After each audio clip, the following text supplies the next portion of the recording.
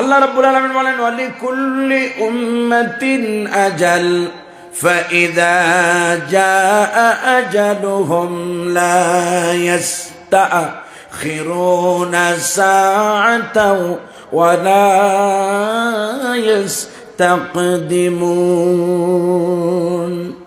For every life, প্রতিটি জীবের জন্য যার দেহে রূহ প্রাণবায়ু সঞ্চারিত হয়, এমন প্রতিটি জীবের জন্য নির্ধারিত সময় রয়েছে। সেই সময় যখন শেষ হয়ে যাবে তখন আর এক মুহূর্তের জন্য তাকে সামনে বাড়াতে দেওয়া হবে। জাস্ট টু দ্য মোমেন্ট, ওই মুহূর্তে যখন তার হায়াত শেষ তখন তার জানটা কবজ হয়ে যাবে।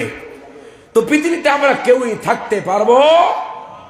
কোন মানুষ যদি শুধু এই জুজুম মিনাল আয়াতের এই অংশ বিশেষ ইন্না লিল্লাহি ওয়া ইন্না ইলাইহি